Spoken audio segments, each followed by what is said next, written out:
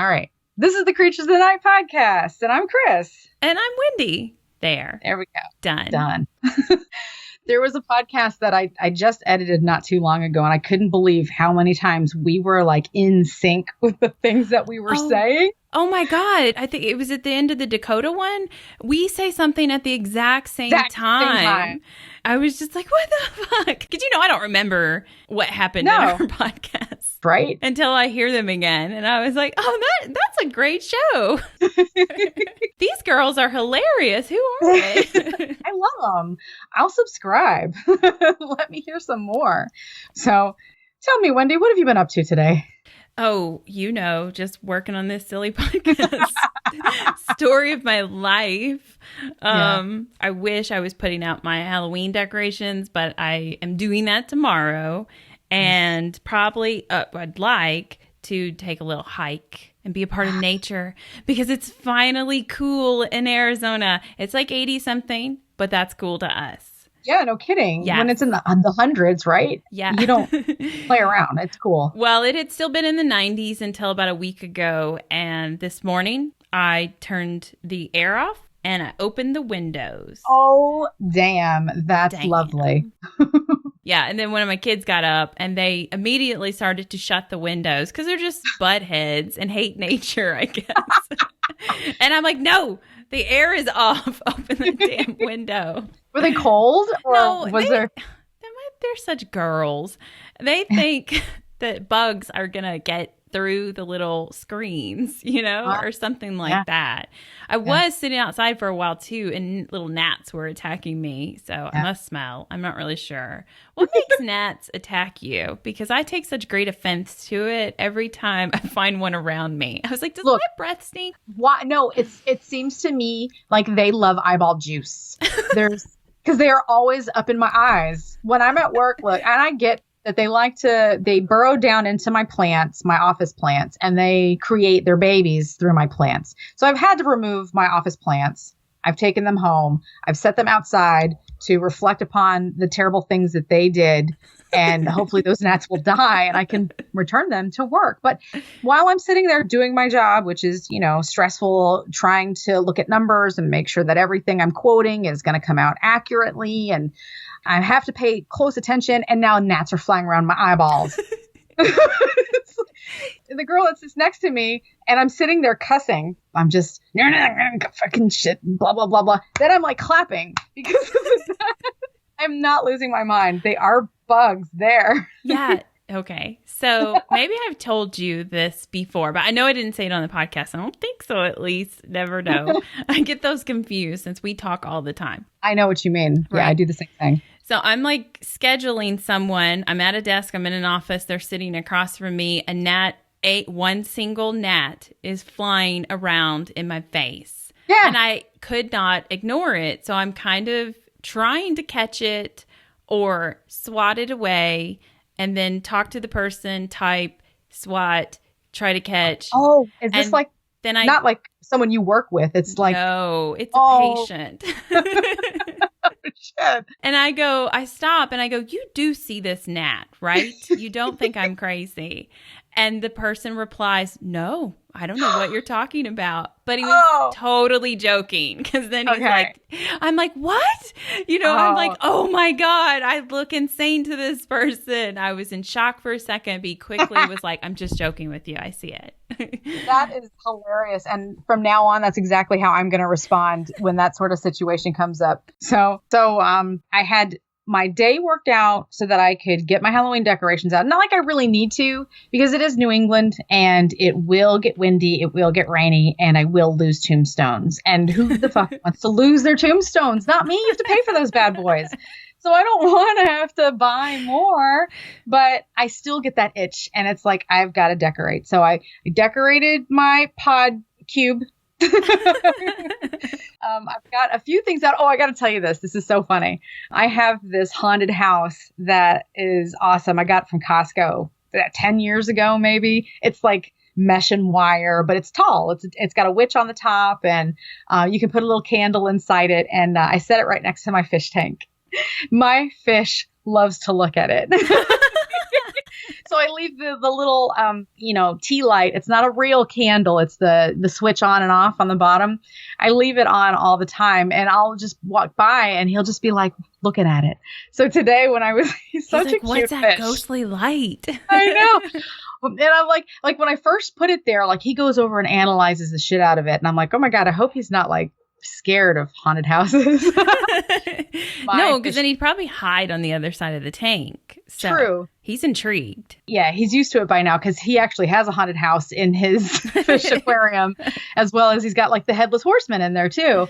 But yeah, so I put the haunted house out there and he's staring it down, and I tried to take a picture of it because it's so cute to see my little fishy. He's all inquisitive looking at the haunted house. And because I'm moving my stuff around, I've got like my owl out now because I've got some of my indoor stuff put out. I had to move my cactus from Arizona from over there, and I have to put it in a location where I can see it. Otherwise, clumsy Chris will come walking with her arms flaying through the house and I'll get pricked. So I put it right next to the fish tank so I can see it. And he goes right away and he starts looking at it. I'm like, wow, look at him. He's just like, what is this magnificent thing? I love him. He is so cute. I've never had a fish as an adult, so I haven't had a fish as a pet for so long, but I do not remember them being this interactive. It's a cool fish. We named him Mr. Baby Elephant a long time ago. And I know I'm not trying to turn this into the fish podcast, but I do love my fish. Oh, I was enjoying it though. I have a snail in there too. And when I clean the tank, I take, the snail out and my fish. And so betta fish are supposed to be like aggressive. You can't put other aggressive fish in there with them because then he's supposed to fight them. I don't know about mine. He wants to be dominant. Got it. Yes. So when I first put my snail in there, like he was just watching that thing, like just following it around, like watching him. I think he really likes the snail. So when I put them in a separate tank to clean his home, and he goes right down to the snail, like, how you doing, buddy? Are you okay? Like you can see he's like, everything's going to be okay. I've been here before, man. She'll get us out. The snail probably could care less. He's just like, slime, munch, munch, slime, munch. And it's a problem because when I have to do this quickly because there's nothing in there for the snail to munch on in the clean enclosure. So I'm a good fish mommy, snail mommy. I clean them regularly. I got to get more filters, but otherwise that's my fish story.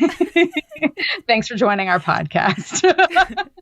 So I kind of have a fish story, but it's not my story and it's not really a fish story. But, I'm supposed to be doing one thing. I'm supposed to be working on something and something shiny catches my eye. And I'm like, actually, let me go to YouTube for a little while and watch random videos. So it's watching a video of Questlove and what's his name? Tariq. They're part of the Roots that are on Jimmy Fallon's show. And they're testing their friendship. So they've got headphones on and it's like Jimmy will ask one a question about the other. And then they see if they've got the same answers.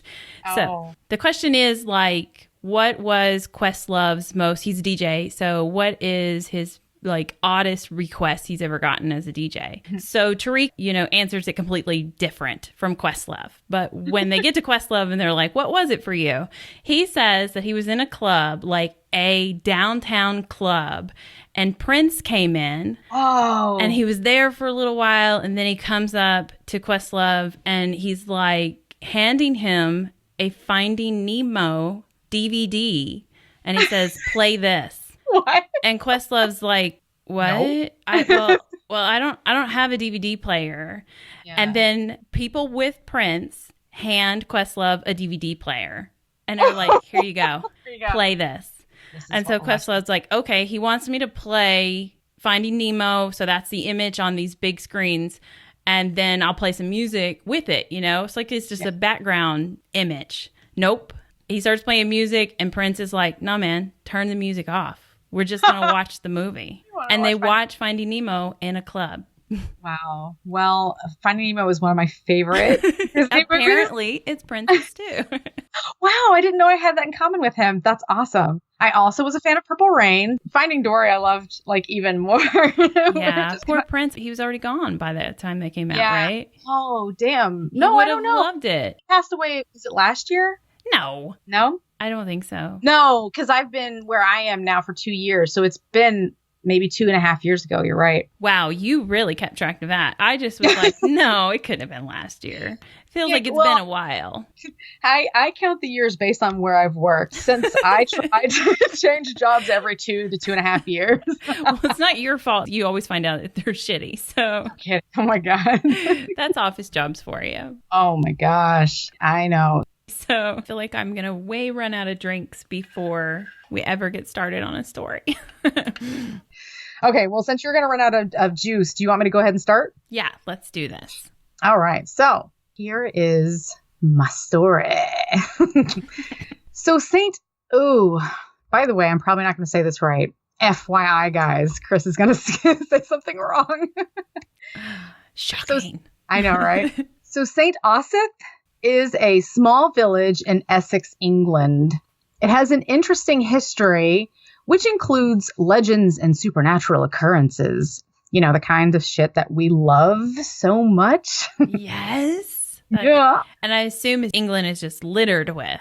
I have to assume the same thing. And honestly, after reading the story to you, I think somebody else in the story is trying to point that out too.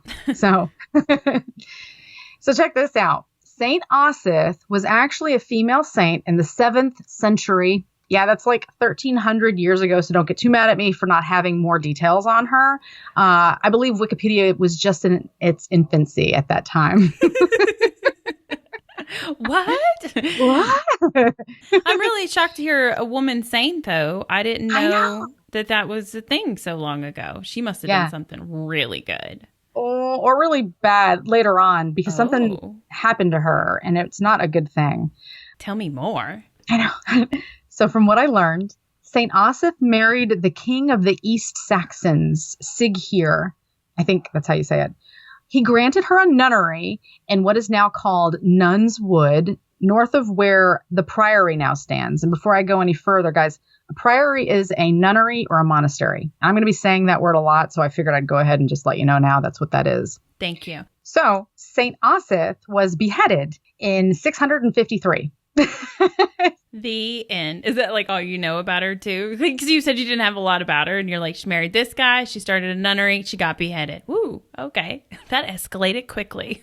That's actually so funny, because that's when I found out that I couldn't find more information out on her.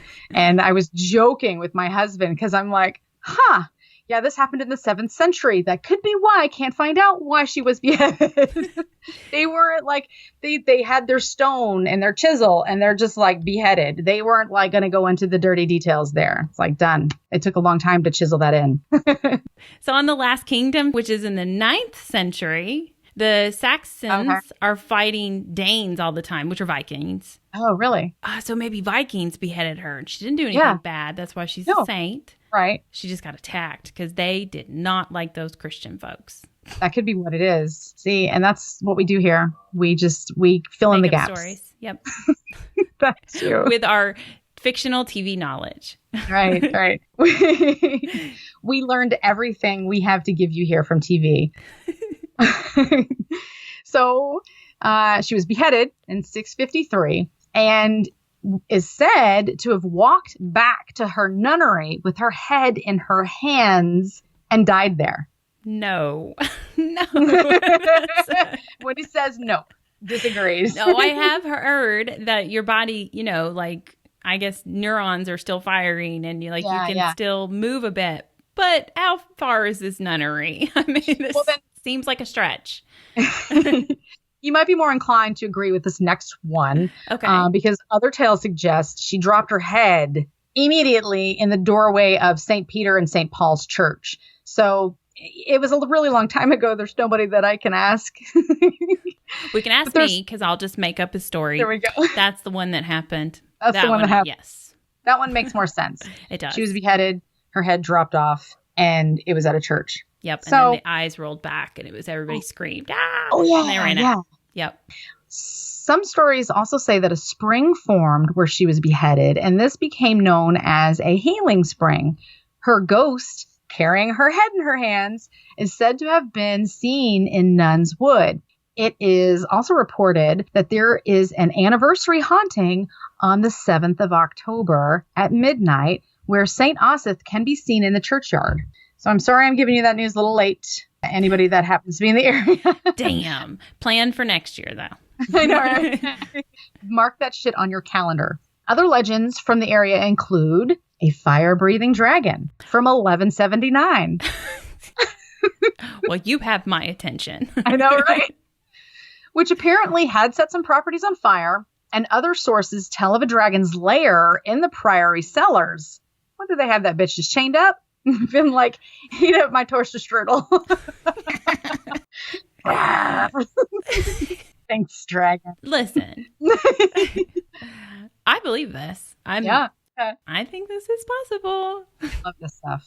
I wouldn't put it in here if I wasn't head over heels in love with this story already, you know? People have also reported seeing a white monk apparition carrying a lighted candle in the priory. So there is some interesting stuff going on in this cool town, which is why when I learned about this next little tidbit, I couldn't help but do my whole story on it. So that was just the appetizer, the apps, as you know, we so like to say. Well, those apps were yummy. I can't wait until the main course. I love that. So in St. Osyth is where the trials of the St. Osyth witches took place in 1582. The St. Osyth witches were 14 women that were put on trial for witchcraft, some of whom were duly convicted according to law. The first to be accused was a woman called Ursula Kemp. It was through her reputation of being able to undo curses that had been placed upon people by the means of witchcraft that led her to her own accusation of witchcraft by Grace Thurlow. Ursula Kemp, or Ursula Kempy, alias Gray. She got a lot of names. Alias Jack, alias Jackie, was an English woman born in St. Osyth, Essex in 1525. She was known as a cunning woman who was frequently called upon by her neighbors to heal ailments and sicknesses. She was later blamed for intentionally causing illness and death, eventually being tried for witchcraft at Chelmsford. At her trial, several of her neighbors testified against her, making statements to Justice Brian Darcy. Along with her friend Alice Newman, she was accused of causing the deaths of Edna Stratton and 2 children, Joan Thurlow and Elizabeth Leatherdale. Pardon my Keurig. Somebody has to have some coffee right now. One day I'm going to have a room to do this podcast. I promise. So Grace Thurlow, who was both a neighbor and a former friend, testified that when her son Davy was sick, she asked for Kemp's help. Davy temporarily recovered from his illness, and Thurlow believed that Kemp had cured him. Sometime later, Thurlow and Kemp argued over the care of Thurlow's baby daughter, Joan. And just at a few months old, Joan fell out of her cradle and died from a broken neck. Oh. When Thurlow became ill again, she asked for Kemp's help. Kemp agreed to heal her, but this time she wanted some money. Just 12 pence, which is only 15 cents. But 15 cents in the 16th century was a lot of money. Rolling in the dough. How dare she ask for so much? Thurlow got better, but then refused to pay Kemp her agreed fee, saying she couldn't afford it. Like we just said, that was a lot of money. The 2 women argued again, and Kemp threatened to get even with Thurlow, who once again became ill. Thurlow testified that since the argument, either she or her son had suffered. She blamed Kemp for both her sons and her own illnesses, and of course, the death of her baby. Thurlow complained to the magistrate, and an investigation followed. And that, folks, is why you always get paid up front. None of this COD shit. Not if you get better, you're going to pay me. She's sick. Like, when you're sick, you know, you got to get better. I mean. But this is what kind of started the witch hunt there. Alice Leatherdale testified that Kemp had asked for some scouring sand, which is an abrasive cleaner, I guess. And she had refused it, knowing Kemp to be a naughty beast. Leatherdale's daughter, Elizabeth, later saw Kemp, who murmured at her. Ooh, don't murmur at her. Don't murmur. Elizabeth fell ill and died, Leatherdale blamed Kemp for bewitching the girl to death. Look, these people sound like lunatics to me. Either that or I am a lunatic because I murmur to myself all the time. That's why everybody in your office hates you. Well, they already know I'm a witch. Like, that bitch is casting spells on me. You're about to be in a witch trial. You better watch yourself. I know. I wouldn't have made it in the 1500s whatsoever. No. I can tell you that confidently. You would not. I just can't keep my mouth shut. So Kemp's 8-year-old son, Thomas, testified that his mother kept 4 spirits or familiars. He described them as a gray cat called Typhon, a white lamb called Tidy, a black toad called Pigeon, and a black cat called Jack. You mean the animals around the house, kid? Calm down. Like, that's a kid with an imagination. That's not fair. Yeah, right. I do like the names, though. They're very exotic, except for Jack. I don't know why. Maybe the cat just wouldn't, use the litter box or whatever. And they're just like, I hate you, Jack. I don't know. I don't know why that one just... He ran out of names there. That's when he just was like, oh, I just can't think of any more. Right. Jack. So Thomas said that he had seen his mother give her familiars beer and cake. So,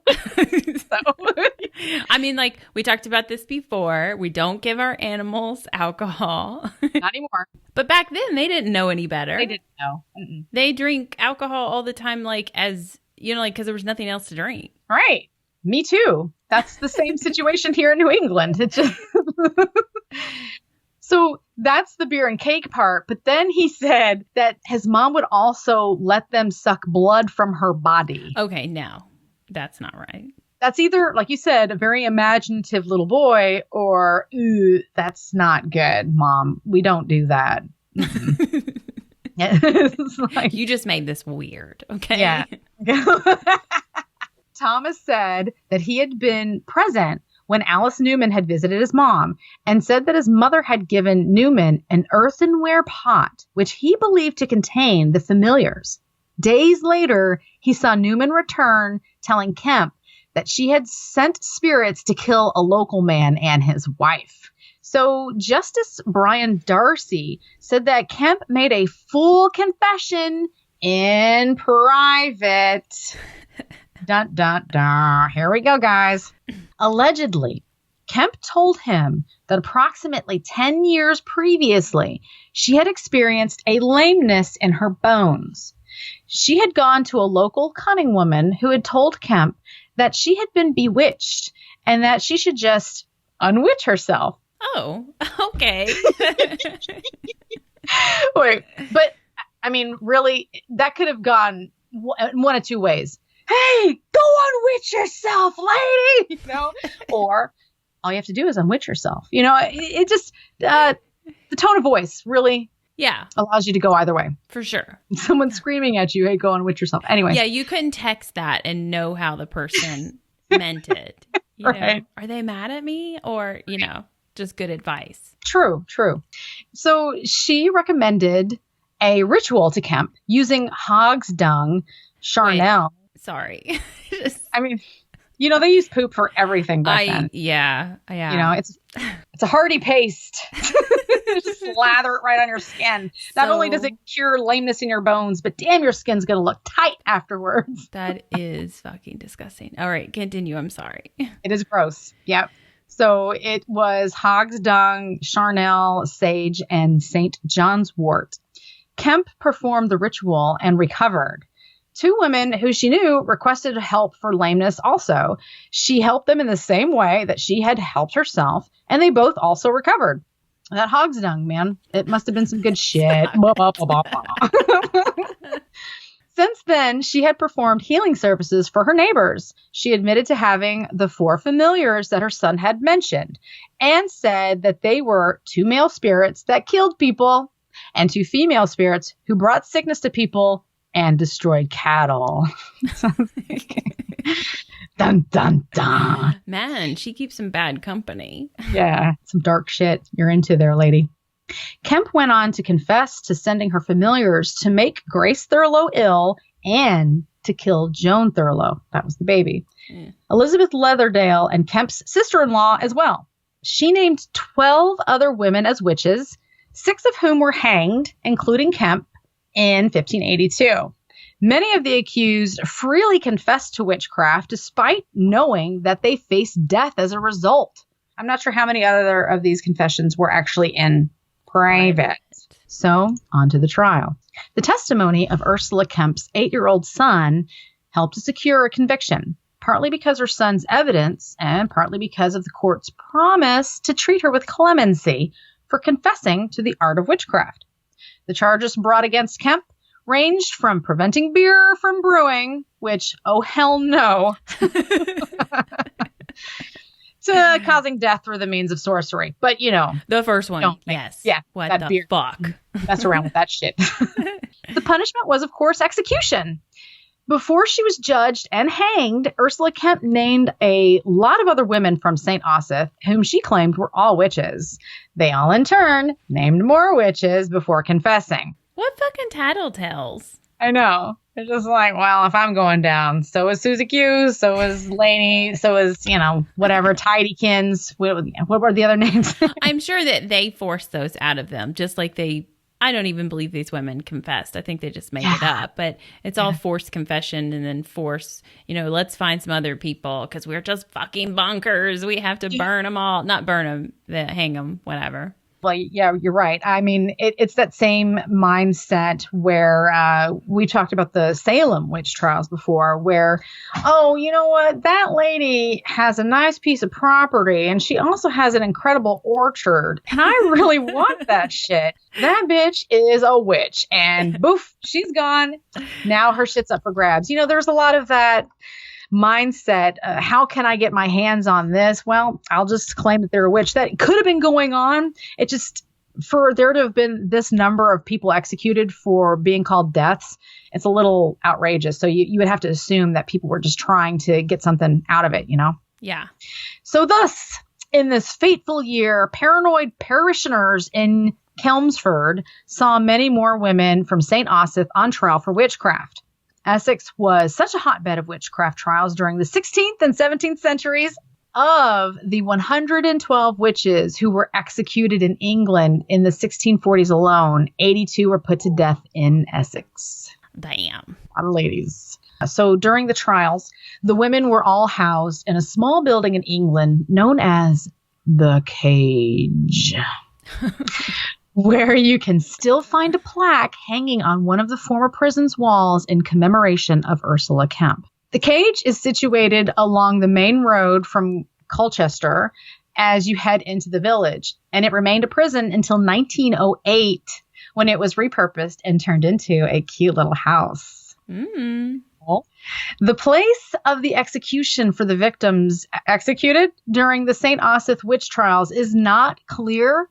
It may have been in Chelmsford, but it wasn't unusual for women accused of witchcraft to be hanged in their village and then buried in local unconsecrated grounds. But in 1921, 2 skeletons were discovered in a garden of the Cage by Mr. Charles Brooker, a tenant in St. Osyth, who was just carrying out some building work. One skeleton appeared to have been badly damaged. The bodies were not clearly identifiable, having not been near a burial ground. However, Mr. Brooker, having some knowledge of the history of the witches in the village, decided to cha-ching by arranging visits from the local people who all wanted to see the witches' skeletons. Wait, he just gets to keep these skeletons and cash in because this is the 1920s. So it was illegal. It definitely was illegal what he did. Oh, okay. But he did make some cheese on it in the meantime. I don't know. I don't think he was ever prosecuted or anything. I think that they were just like, stop it. You can't do that. Hand those over. So both of the skeletons had iron rivets in their elbows and knees, which was thought to stop the witches from rising up out of the grave. You know, because they're vampires. What? Exactly. Vampires now.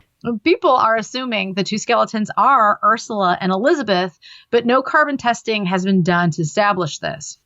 3 witches were tried in 1645 and 5 died before the witch trials.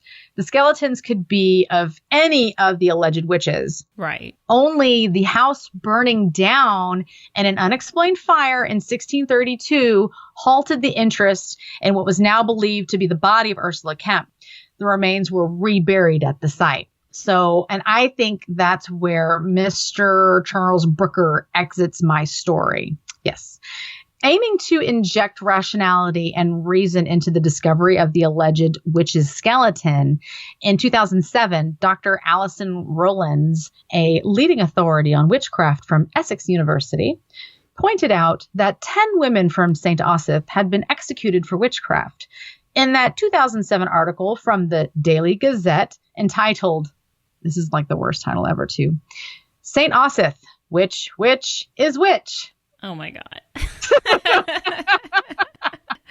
I bet she thought that was hilarious. Puns, y'all, puns.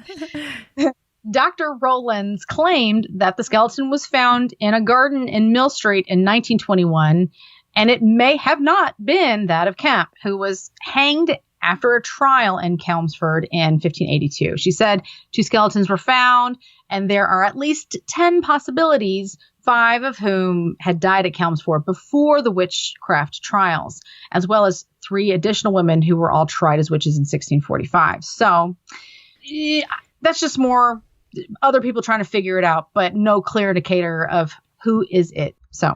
Well, yeah, they're going to go with the most popular name and be like, This is it. But it could be anyone. Calm yourself down unless you do some real investigating, which would be very difficult at that time. Yeah. Then they're just making up stories. But hey, still probably witches' skeletons, right? Most likely based on how they were found. Could have been a murderer that lived on the property, though. Yeah, right? I don't know what these iron rivets are. Maybe they're not a common thing to have unless you are jailing a person. Oh, yes. Good point. Because they had been found with some kind of like chains around their bones of the feet.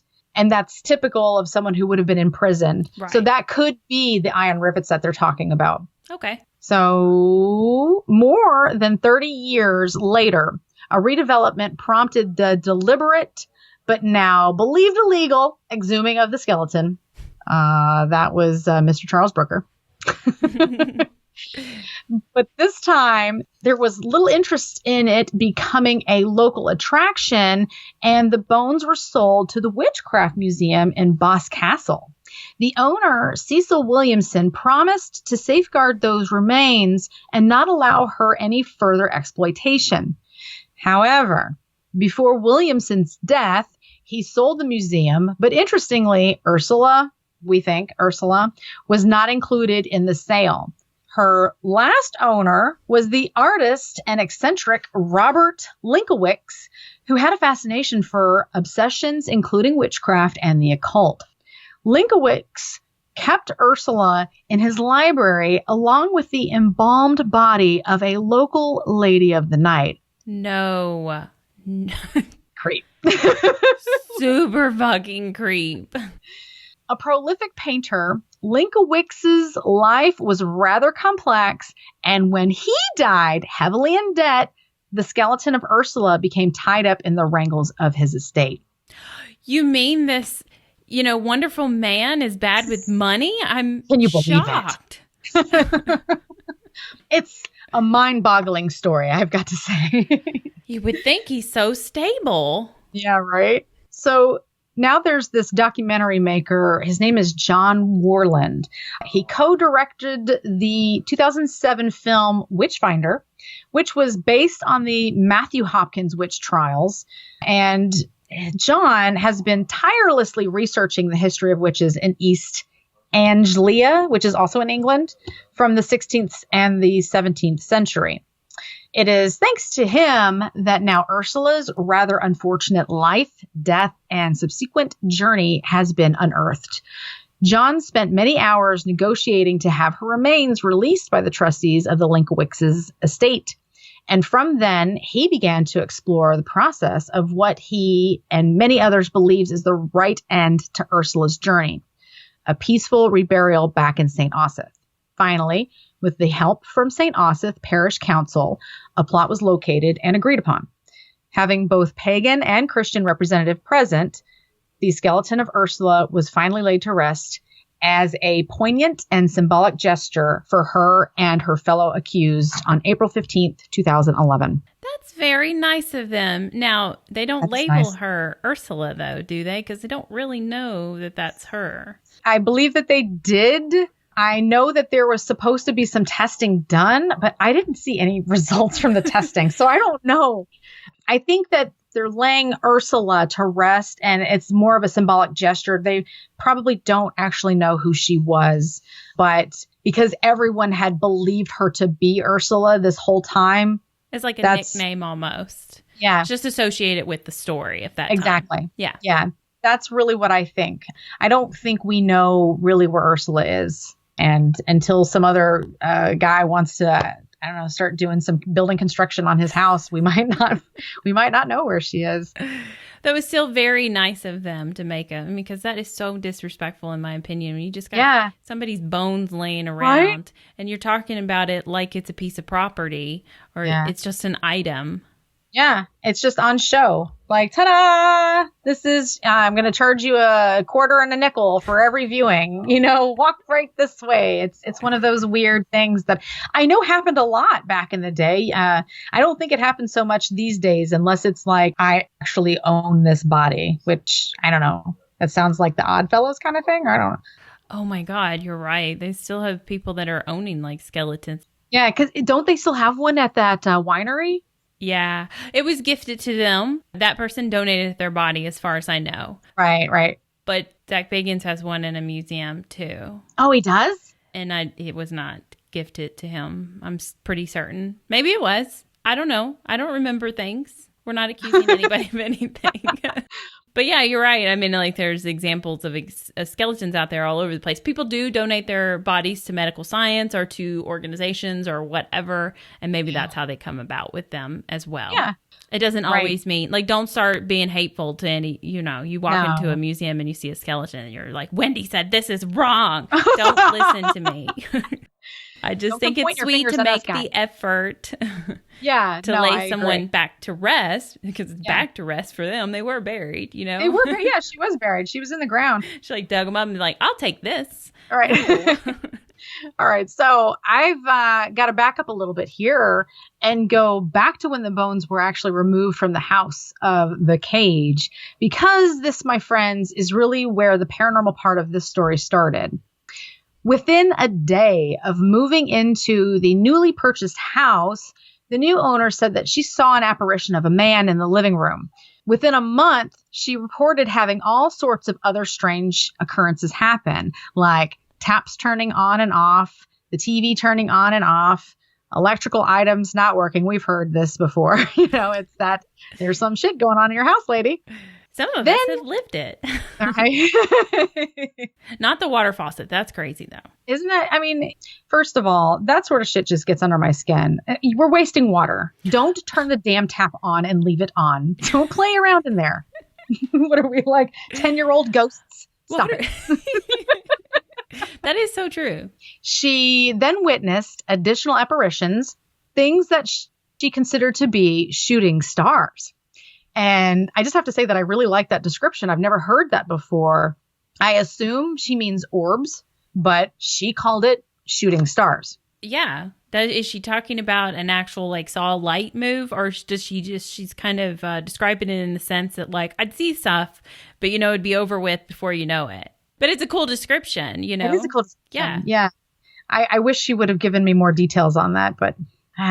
just finding stuff on the internet sometimes really limits you. I'm going to have to go to Essex and find her. Lady, tell me more. Okay, you're right. We should do that. Do that.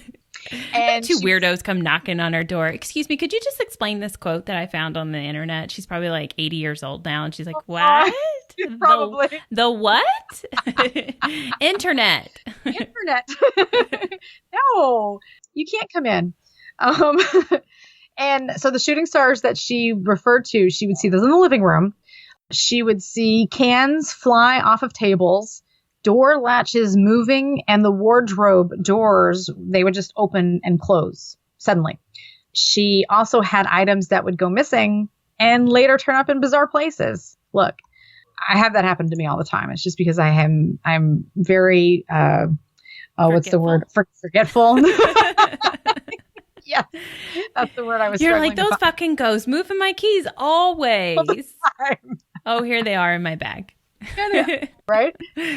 After several other previous owners moved in and hastily moved out, Vanessa Mitchell claimed the property in 2004, completely unknowing of any previous paranormal encounters and also unaware of the dark history the cottage, known as the cage, had held. Vanessa claims to have seen numerous ghostly figures, was pushed over while heavily pregnant. Oh, I know. That's not a good one. No, and I had no other way to describe it. They said heavily pregnant. She was probably, big old pregnant, like done, like next to, we're almost about that time. And that's not good, guys. That's terrible. Well, yeah, just because like you got to now take yourself to the doctor and everything before you will officially know if everything's okay. And so that's so scary. It is scary. She was also smacked on the bottom. And I guess I should have said that one first. No. Remember, I like bad news than good news. So, not that it's good that ghosts are sexually harassing you, but it's funny. This gets worse, so I guess I should have ended with that. God damn it! Will you stop doing that to me? My emotions are all over the place. I know. And not only am I a terrible researcher, but I'm a terrible podcaster. So then she was left traumatized by the ghost of a satanic goat. Wait, okay. Nobody wants to see that in their house, and I saw it reported a couple of times. So goats have some crazy eyes. I kind of think all of them are satanic. Try to stare into their eyes, and they start taking your soul immediately. It's like he's like 20. All you gotta do is put the quarter in the slot and give me some more feed. That's what he's actually trying to communicate with you. And I'm like, is he trying to talk to me about Satan? What do you want from me? Oh, you want food? Oh, okay. Food. I can do that, goat, with your crazy eyeballs. So Vanessa attempted to rent out the property, but the tenants would only stay for a few months. Having lived in the house, she now feels that the house is extremely active, and the spirits of a jailer, a young child, a suicide victim, and Ursula Kemp are all believed to be active there among the others. And now I have a little interesting story for you from a gal by the name of Lisa Ward. I am titling her this because I didn't see one that she had given herself, but a paranormal enthusiast, and learned all about this place and then discovered that it was relatively close to her parents' house. So like, jackpot. Yes, right. She's best Thanksgiving ever. Right. Exactly. Yes, Mom and Dad, I will be home. Yes, for like an hour, and then I gotta go. So she tried to get a hold of the owner. Oh my God, they don't have Thanksgiving there. Oh, that's right. Wait, no, they don't. They must I guess have their own something. Maybe I have something. Okay, sorry about that. Christmas. Maybe lots of Christmas. Lots. It just extends into the earlier months, right? I'll edit the right holiday, a different holiday in. Magical editing. It was like Groundhog Day. So she tried to get a hold of the owner to find out how she could get in this place and check it out for herself. And this is when Vanessa put her in touch with a paranormal investigator and also the person that was staying at the cage. His name is Michael Rawlings, and he is of Spook Night Productions. The following is from hers and Michael's findings, either while at the location or during their research of the cage. While in the dining area, Vanessa was in there one day with the paranormal group, and the lights on the wall exploded. Do you need more? I mean, no. That's the immediate, okay, we're done. Well, that was great. Bye-bye. We can't have things exploding, Maybe a soda can. Oh, yeah, nothing else. Pop rocks. Those can explode. That's cool. I don't want to clean that mess up, so I'd probably leave after that, too. I'm sorry, I just can't go back in there. Nope. Michael took a photo in the mirror in the dining area one night, which apparently showed a strange face-like image above his head. It could be a head. It could be an orb. I don't know because that image is not online. Thanks, Mike. Stingy. Now on to the kitchen. After Lisa heard music and that of a lady singing, the death certificate of Phil just appeared in the kitchen one day. Vanessa was not able to work out where it had come from. Vanessa called Phil's wife, and she said only one death certificate had been issued, and she had it. Vanessa still has the certificate that mysteriously turned up in the house. And by the way, Phil is the name of the man that had committed suicide in the house. Oh. Yeah.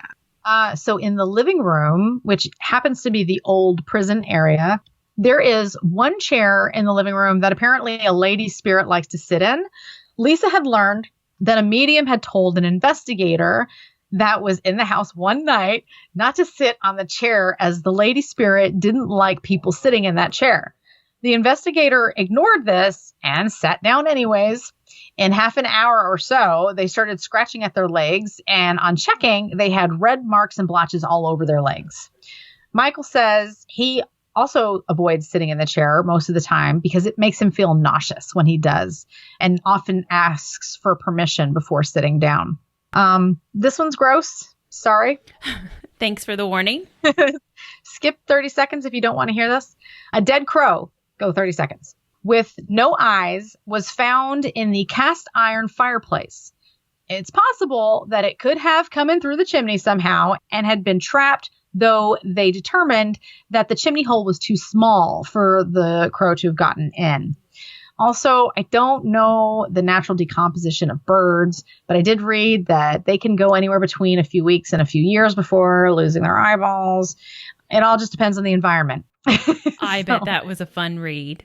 No, it wasn't. And they had pictures. I know they did. Why did I go there? It's ingrained in my brain, too. It's like, no, I don't never forget that. So that one might not be paranormal, but it's just something bad that they had to stumble upon. And nobody ever wants to just be like, let's go into this room. And there it is. No eyes. Then under the floor, they found the remains of an older building, though it's not known what this building was. This is where I'm like, can we get Josh Gates in on this? Because doesn't he love to dig? And I love him. So let's go.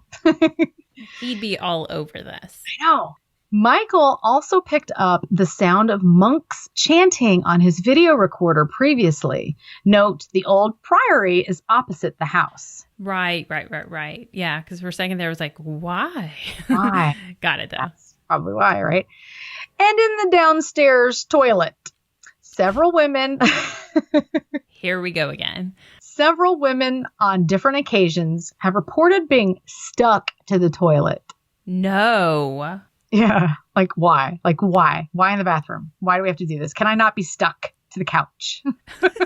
Please. My bed. I can't go to work. Right. Thank you. I cannot leave the super cozy, comfy environment. Not with my ass hanging out. No, I know.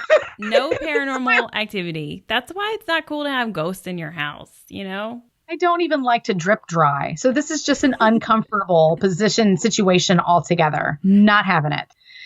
Oh, and then this happened. The owner has reported hearing scratching, which seemed to come from underneath the floor of the bathroom. While you're like, no, I mean, just kill me. I can't handle this. So in the backyard, now I didn't mention this earlier. I thought that this would be a good place to put this into my story. The backyard was originally part of what is called Coffin Alley. It's where dead bodies were once carried by coffin bearers to the cemetery. Fun. Right? Wow. And of course, Michael reported seeing a shadow figure standing by the wall in the backyard. He claimed that the shadow figure was hunched in a way that it seemed as if it might have been carrying a body on a stretcher. I don't know. Could also just been picking up a pretty penny. In the very creepy stairwell, the previous owner, Phil, who was a manic depressive, hung himself in the stairwell. His wife came home and opened the door to the stairwell only to see his legs. It's so bad. Michael says various paranormal groups have managed to contact Phil while investigating. I don't know what he's saying, though, or what they're getting, because, again, Michael has no evidence online. He's super stingy. Very, very bad. Moving upstairs into the small bedroom. 2 children called Tommy and Ellie are believed to be in that room. They are often heard running about upstairs. Their voices and sighs have been picked up by various paranormal groups on EVPs. People coming back to the house have brought toys for the small children and have left them all in the room. This room was also believed to have been used by the jailer, and he's also been detected throughout the house with EVPs. Again, a bathroom. This one is on the upstairs floor. Is it like the most vulnerable place that they can find people? Yes! And then they're I like, think so. Surprise! Surprise, I'm here. You can't run away from me. You can't. You're stuck, and that's why they're stuck to the toilet. I can't leave. Sorry. Pants are down. Can't get out of here fast. Michael reported having to get out of the bathroom quickly. I just said that you couldn't do that. Well, he did, as he felt really uncomfortable in there. It was before he probably started anything. So he was like, you know what? Nope. This doesn't feel right. Right. Because he reported hearing growls in that bathroom. Yeah. When I hear growls, yeah. Yeah. So I'm hoping you're right. I'm hoping he hadn't moved the pants downward or anything. He was maybe just starting, and then there were growls, and he's like, okay, go. Let's go. He's also a dude, so they don't have to sit down. So it's real easy for them to just turn around and leave. Right. Vanessa also reported hearing growls and has been hit violently across the back of her leg, which sent her toothbrush flying out of her hand and left a physical red handprint on her. Ooh. Yeah. It's not nice, whatever's happening here. In the larger bedroom upstairs, or the master bedroom, is where people have been physically attacked. Michael said that he always felt uncomfortable in there also. One of Vanessa's friends was thrown into the cupboards in the room, and he won't go back in there. Now, I don't know if cupboards is like built-ins. If it's a master bedroom, then maybe that's what they mean by cupboards. I don't know. It just threw me off. Yeah, it's like their closet, but it's like a dresser in the room. Okay. But it's kind of built into the wall. Like a built-in. Yeah. Okay. I actually don't know that it has to be built in, but in an old house like this, they probably don't have closets. They don't. This is their only form of wardrobe. Well, that's the thing. I saw where someone was addressing the wardrobe, and this time they're addressing the cupboards. So I don't really know what that. Maybe it's shelves. I don't know. Interesting. Now you have me questioning my thoughts. I don't know. I watch a lot of House Hunters International. I should know this. Well, come back to me when you do. Let's have an update session. Other paranormal investigators have felt intense pain. One lady reported feeling as if a sword had been stuck through her. Come on. That's a no. And how does she even... She's so specific. That is so specific. Other reports include blood coming from one investigator's eyes and another that had blood pouring out of his ears. Okay. The ears, I'm like, you ruptured your eardrum there, or you should go to a doctor. I don't know. I'm certain there is something that should cause blood coming from your eyes, but I immediately would fucking panic if that happened to me. It doesn't seem natural to me. Like your brain's about to explode. That's what I would think. Right. I've had so many sinus infections, and I feel honestly like one's coming on again. And I blow my nose so hard that I blow out of my eyeballs. Have you done that before? No. It comes out. I've done that before. It is such an uncomfortable experience. And I just hate every time I do that. And I know I should stop trying to blow my nose, but the nose is stuffy. And I'm trying to clean it out. No, you should not stop blowing your nose. You do have to do that. But blood never comes out of your eyes, right? No, but I can just imagine how I feel when I blow the air or whatever out of my eyes. It can't be a good feeling for the blood to be coming out of your eyes. Oh, you know what? Actually, it's probably not that hard to have your eyes bleed. I just thought about that. You're right. Since your sinuses are connected in that way, you can rupture blood vessels in that area, more so like in your nose when you're blowing really hard like that. Like I had a ridiculous bloody nose once before that like would not stop because I busted a blood vessel when I was sick. But I imagine, it could work its way back up and come out. Yeah. Still, you got to go get that stuff checked out. Yeah. Okay, so those are two things that could be explained. Mm-hmm. But some people have left with physical marks like scratches and bite marks. And one person with no medical history of seizures had a seizure while in that room. That's not, nope. I mean, none of that stuff is good. None of it. No, it sounds very unsafe to go to this place. Please have health insurance when you go. Yeah, right? Try to be in your best health possible. Yeah. Because this place going to fuck you up. So because of the physical injuries experienced by visitors to the house, Vanessa had decided to close the house to the public. And no one had actually been in the house for a year and a half prior to Lisa giving her a call, ring-a-ding-ding. Hey, Vanessa, I happen to find out that this place is like, I don't know, an hour down the street from my folks' house. Can I come and check it out? So she let her and Michael investigate it. And those were some of their experiences. Many other people have actually reported seeing a lady and a child looking out from the window of that exact room, the one where like everyone's having all sorts of shit happening. And the last thing I have is that the door latch often rattles by itself. So that's, hey, leave on a high note, right? Yeah, those are nice, cool hauntings.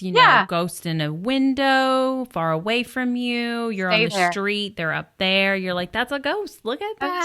I see it. And then, do you hear that noise? It's the door rattling. That's all perfect. Cool, Please leave us alone in the bathroom and no blood in our eyes. Right. Don't growl at me in the bathroom either. None of that. Yeah, I mean, even that. Well, like if you're sitting down, ass out, bad idea. Bad. Please don't do that. But if I'm just like, I'm going in to wash my hands, and then you hear that, you're like, that's crazy. Not going in there. I'll have dirty hands. That's fine. Yep.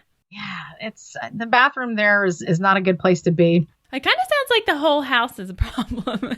Yeah, there's a lot of problem areas. There's a lot of problem areas. And since Michael Rawlings had his stay in the house, and like I said, I couldn't find any evidence for you. All of the links that I found from other people saying, this is where you go. His picture's here. Check him out on Facebook. His picture's here. It's gone. And per the UK census, Spook Night Productions dissolved in 2015.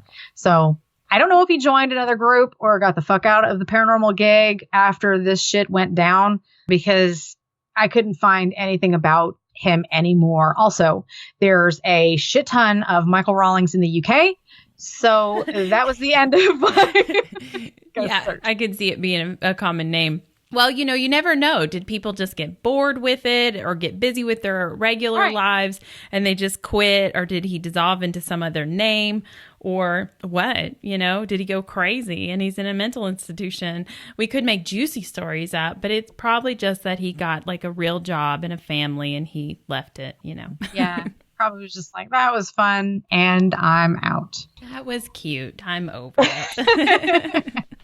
I don't know, but it's still a really cool story. And with so many different reports, and I guess you would say kind of like eyewitnesses, because it wasn't like it was just him there. Other people were there. I mean, there has to be some kind of truth to it, or you would have found some articles that said that Michael Rawlings, he's full of some shit. Yeah, and I didn't.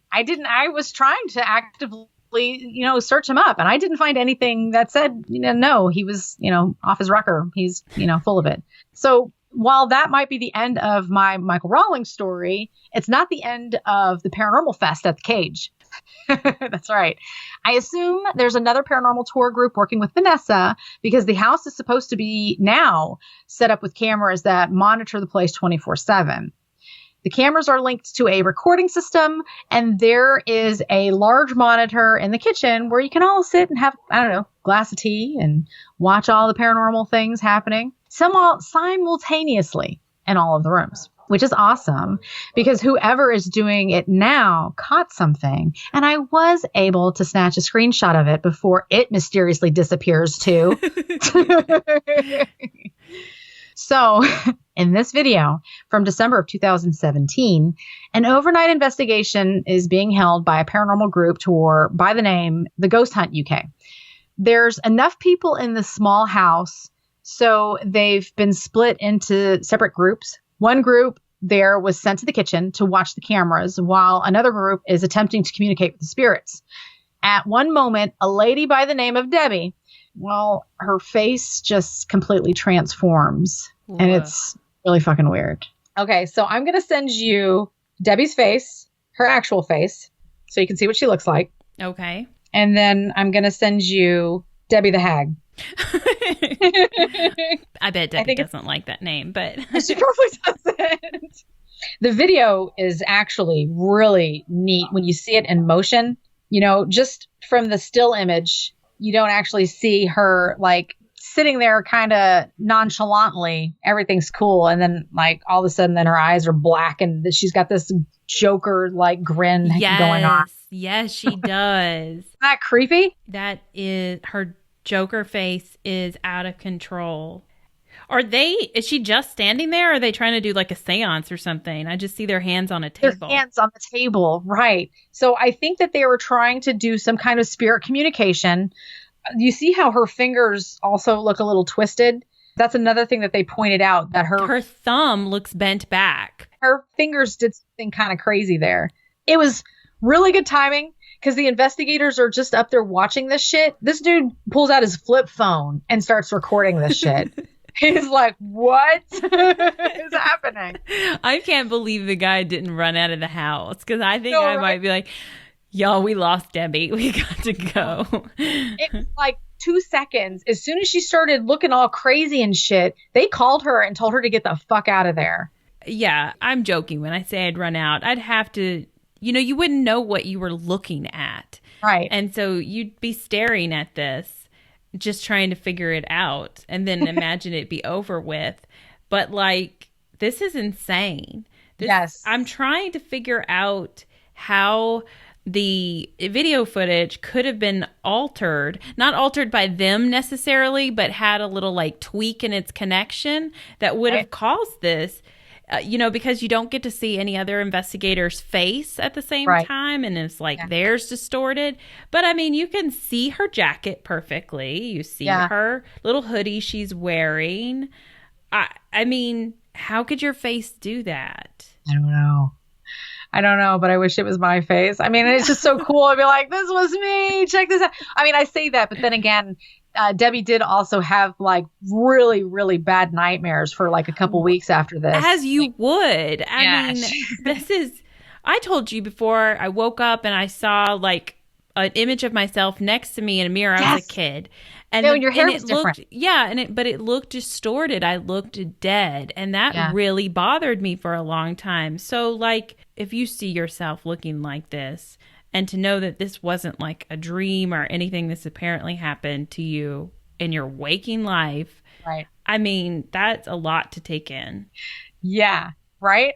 It's a good one. I do wish that they had other faces in the video too, that you could compare it to. But like I said, this guy just whipped out his flip phone and started filming it. So it's not like he was actually recording the whole session. He saw her face start to distort and he's like, the fuck is happening?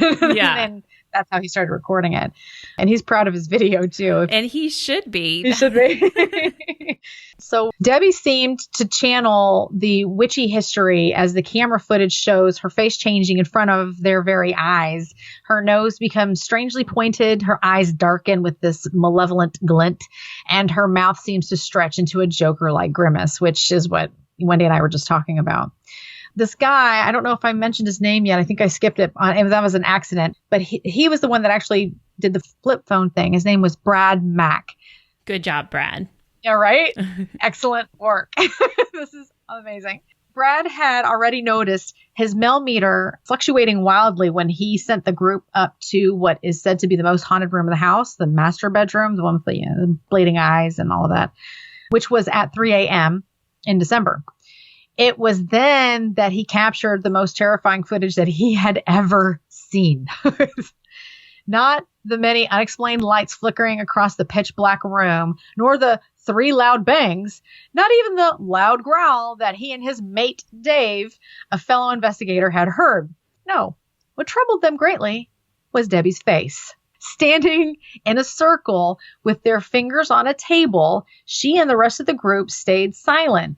Then Debbie undergoes the change, not just the nose and the eyes wise, but her fingers, which also become grotesquely long, some might say, almost witch-like. She was unrecognizable, Brad wrote on the Ghost Hunt UK's website, and said that her nose, like he was so focused on her nose, it had changed shape completely, almost like a witch's, with a sharp arch and the bridge of her nose. He goes, that nose, it's not a prop. He's going bananas about it. I love that they're just like, that's how all witches look. Bitch, right? That is not how witches look. This is not Monty Python, okay? Right? This is not the Wizard of Oz. It's not green face and black hat. I mean, it's not the same. Everybody looks the same. I'm sure they looked like normal women for the most part. If anything, she looks, it's very corpse-like. What I would say. As your face thins out and stuff like that. Well, I mean, because you're losing mass and all that. Eyes darken, everything's getting stretched out, gravity's taking place. Yeah, I would have to agree with you. To me, she looks more corpse-like. But being that they're in, the witch's house, that's where their minds were going immediately. Well, yeah, but I mean, also the women, there's the skeletons in the back, and people had died there. So, I mean, I'm still connecting it with the witches. I'm just like, witches don't all have crooked noses, No, I know.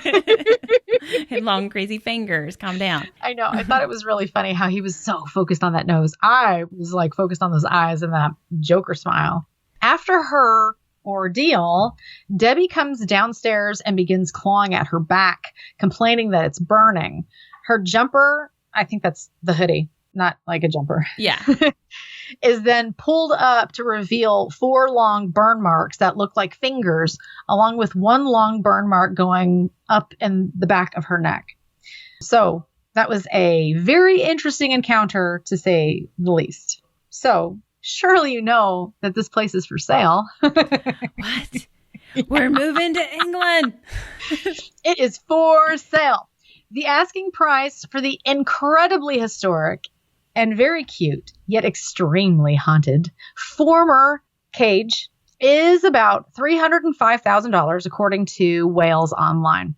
The house that was once used to detain men, women, and children until 1908 has had many owners. Many of them could not handle the paranormal activities and sold the property rather quickly. However, current owner and author Vanessa Mitchell has owned the cage since 2004. The house has also been the subject of a docudrama, and Miss Mitchell's co-authored book titled Spirits of the Cage, which is all about the paranormal nightmare of living there. Fun read. Fun read. I wonder if it's on Audible. The house has been dubbed the most haunted in England, and it might be sold as a holiday escape. I think it's so cute. I love the way that they word things. Clearly, not like Christmas holiday, but, vacation getaway. Yeah. For thrill seekers. After the real estate agent warned that it might be impossible to sell it as a normal family home. Why would you even want to? So, having been plagued by hauntings and the attacks, Vanessa fled the house in 2008 and has been trying to sell it ever since. Now, back on the market, her real estate team, Home Domus 360, say they are pinning their hopes on a buyer who appreciates the paranormal. Wendy, this is our chance. I am ready.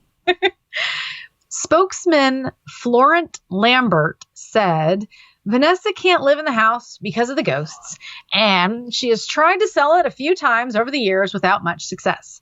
I think it's going to be pretty impossible to sell the house to someone that wants to live normally inside. But there is such a big following and such a big market for the paranormal in the US and Japan. And England is obviously a place with a lot of history and a reputation for ghosts. See, Wendy, you had cued into this part of the story before you even knew it. I've been watching the market over there. Only haunted homes for me. Right? And there's a market to turn the property into, again, a holiday cottage with a twist. That twist being its paranormal edge. So we are really trying to target someone that can turn it into a holiday cottage. Yeah, because that would bring more money into town, too. Their marketing technique seems to put it all out there.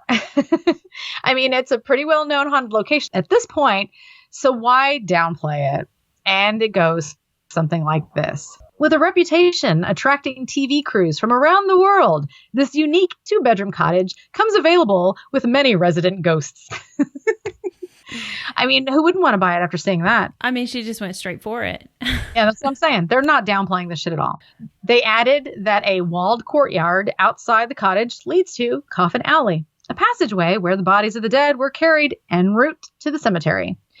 3, including the notorious Ursula Kemp, were subsequently found guilty and hanged. Meanwhile, many believe those spirits have lingered at the site. Going back to Mr. Lambert, said that his research indicated that most of the previous owners had only kept the cage for roughly 3 years before selling. And even more disturbing, one previous owner had committed suicide in the house. I forgot to mention this, which is funny because it was the research guy for the real estate agency that brought it into the whole ad. Vanessa claims to have seen mysterious blood splatters in the house. And of course, the ghosts she's seen as well. She fears the satanic goat, which roams the premises. So that fucking goat. That goat. If you make it like a bed and breakfast, because that's what they're talking about, or renting it out like Airbnb style.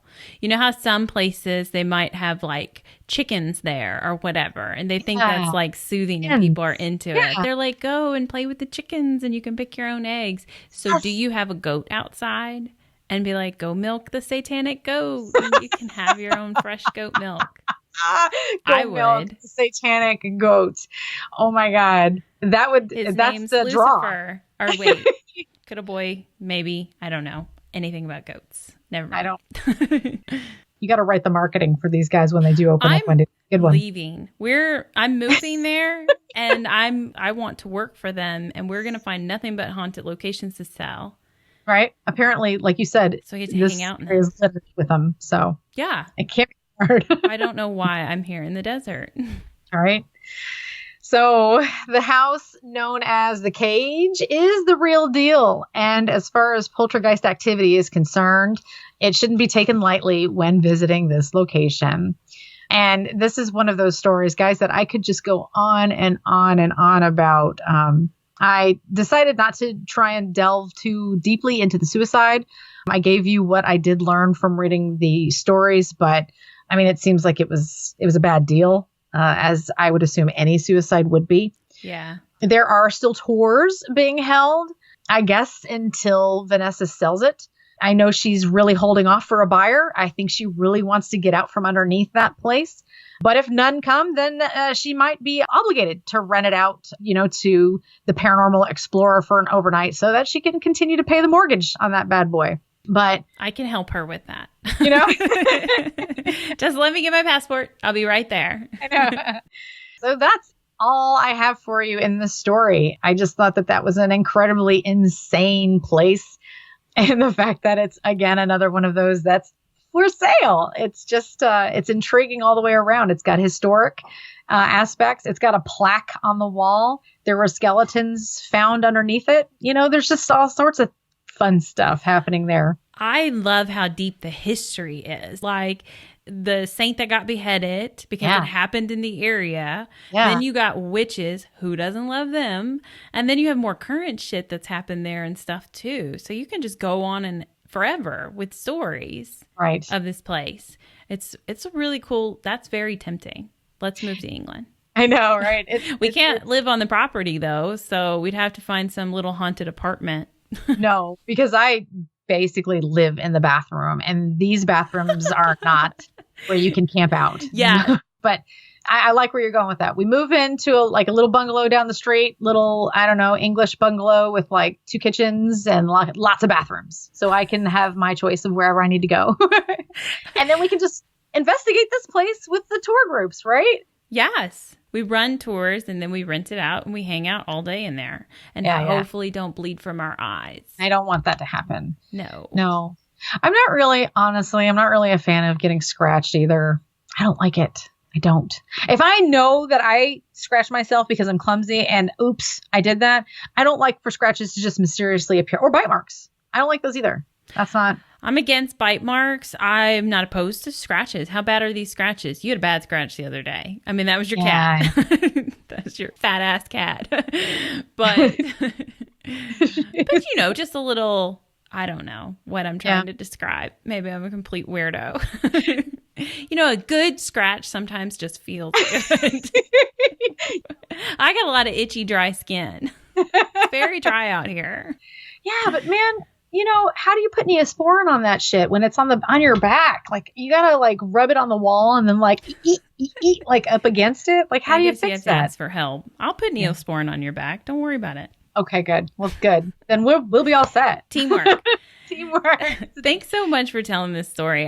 This location is fucking awesome. Bonkers, right? I'm glad that you liked it. I hope that everyone else enjoyed it as much as Wendy did, and I enjoyed it. I enjoyed telling it to everybody. So if you could please write into us and let us know what you think. We are the Creatures of the Night Paranormal at gmail.com. And if you've been to the cage, have any additional stories about the location, know what happened to Michael Rawlings, I'd really like to know. Can his mother please write us? I know. Is he okay? Is he alive? I just want to know. Is he like a wedding photographer now or something? I mean, that's great. It's honorable work. It is. You're right.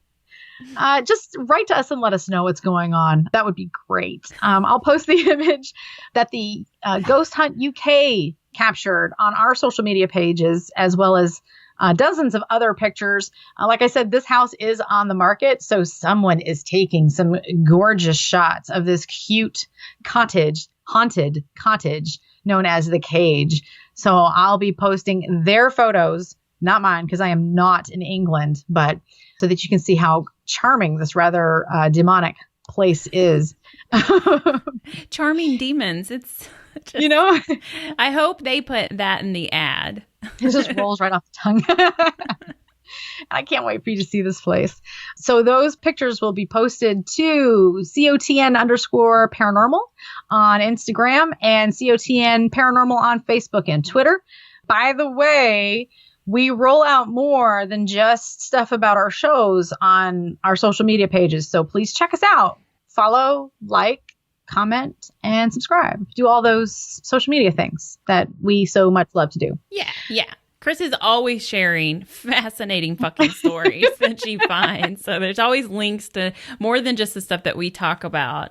And I appreciate all the information. Sometimes I don't even realize it's our page. I'm scrolling and I'm looking at something and I was like, this is so cool. And then I'm like, oh, COT, I know those guys.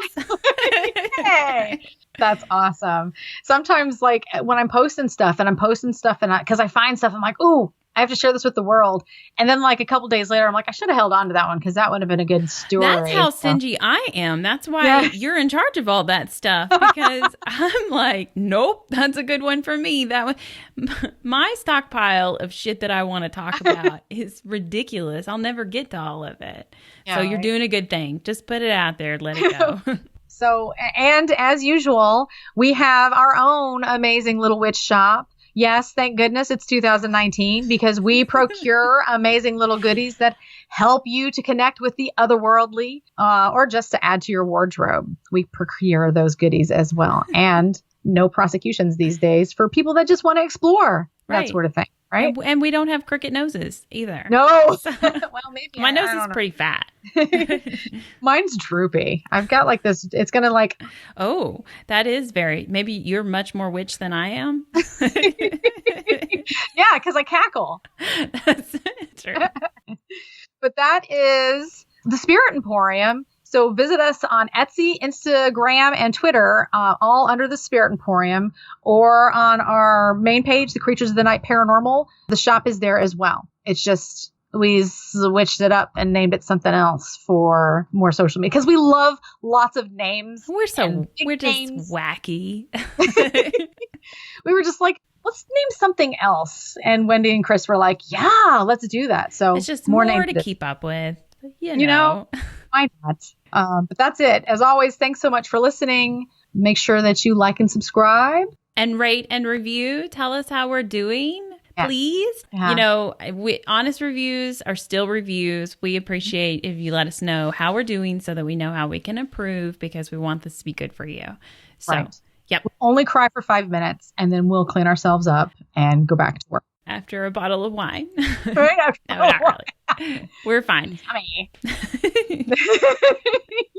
Anyways, thanks for listening. Thanks for telling that story. Oh, you're welcome. That's it. And that's it. Bye. Laters. Bye.